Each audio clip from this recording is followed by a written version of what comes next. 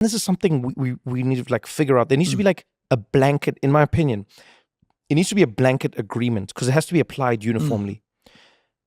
Iranian players were constantly being forced to answer questions about Iran, the country, and its politics. And then at some point, they're like asking them about LGBTQ issues, which in my opinion is like a trap by the reporters. And I'll tell you why. You can't ask Iranian players about LGBTQ rights when you know what the rules are in their country. Because people are quick to have that arrogance now. People forget like America hasn't had like gay marriage for 100 years. Yes. You know what I'm saying? America hasn't had gay marriage for 50 years. America hasn't had gay marriage for, you get what I'm saying? So for them to now be like so arrogant about it, like, oh, your country doesn't, it's like, no, guys.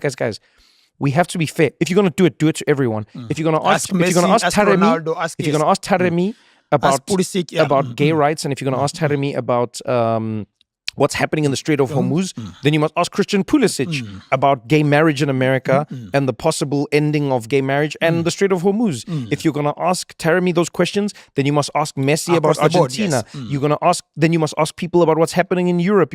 You can't. I think that's an extra level of pressure that a player doesn't need when they're playing at the World Cup. But not even need. It's just the fairness for me is the issue. Yes. Some people will say with great power comes great responsibility. But the greatest of the powers don't have any responsibility. Yes, I understand it's selective. I'll say if I'm Iranian, the reason I feel it's unfair is because people are never, especially like sportsmen, and I understand why people go like, oh, but they need to speak out. But people are never representative of their governments. There are people on the Iranian team who love the IRGC. Yeah. There are people who don't like the IRGC. The same way upon the American team who love Trump and people who can't stand Trump. Yeah. So it's when you reduce people to their government, because actually most times people go like, no, the government sucks. Most people everywhere go like, our government sucks. Yeah. But we as people, which is why sometimes people go like, oh, I think they don't want us to meet, because when people meet, they realize, oh, the one thing we have in common is we all think our government sucks. So it's very funny. I mean, that's happened like this whole run. World Cup. Everyone's going like, our government, there are so many Europeans who are like, wow, actually Americans are great people. And Americans are like, wow, so many Europeans are great people. And people are like, oh, wait. The one thing we have in common is we think all our governments, all our politicians, all our politicians are the ones who actually suck. Because I had a friend tell me, the one job that Trump had this whole World Cup is to not make me root for Iran. But because of the way they were treated, he turned them into underdogs, and Americans love an underdog America story. made history, though. Americans love an underdog story. America made history, though. First nation to bomb a country that they're also hosting at a sports tournament. It's pretty wild, man. What a wild time we're living in. And by the way, I don't know if you saw the answer that he gave, but this is why I give credit. I'll tell you why. I can see a player losing their cool. I can see a player feeling... No, every press conference where they asked him a question... I felt like he was measured, he was classy. And the question they asked him in Seattle about LGBTQ and pride and everything, he said, and I'm sure he'll get flack for it, he said, I respect anyone who's from the LGBTQ community. Live your life. You have your opinions and your life and your preferences. Some other people have different ones.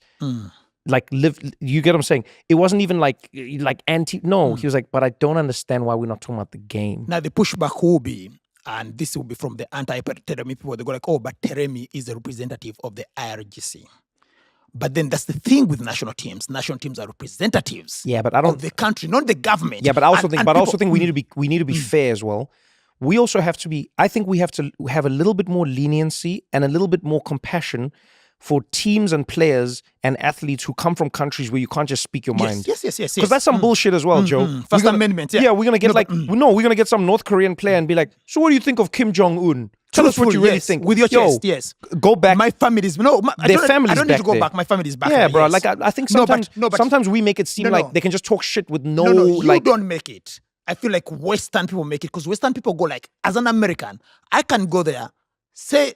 crap about my government, and nothing will happen to my family. Yes, good for you. It's almost like privilege. Where you go, hey, you need to check your privilege. Yeah, man, it's good not for the you. same everywhere. I just think we need to be like, it's like, just be a little bit more understanding and compassionate in those situations, because people say, oh, you should speak out. Yeah. You say that. But please understand that not every situation has the same level of speak out ability as yours does. Yes. And that's one of the joys of having the freedoms that you have. Yes. Is that you have those freedoms. I don't know whether it's a wrong attribution or not, but the former Ugandan dictator, Idi Amin, used to say, I'll give you, you have freedom of speech, but what we can't guarantee is freedom after speech.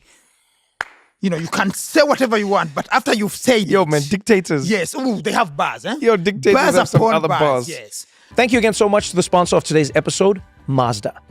Mazda delivers confidence and control in every single drive. And Consumer Reports' safest new car brand award proves it. There's a phrase I really like. A lot can happen when an accident doesn't. And that's true. A calm drive home, a conversation that continues, a trip that stays exactly what it was supposed to be. That's what we're looking for. Mazda has been named Consumer Reports' safest new car brand in America. Mazda's safety features are designed to bring more enjoyment to every drive, not to take away from it, so you can do what you feel like doing. Mazda has been named Consumer Reports' safest new car brand, people. Safest. Visit MazdaUSA.com to learn more. Consumer Reports does not endorse products or services.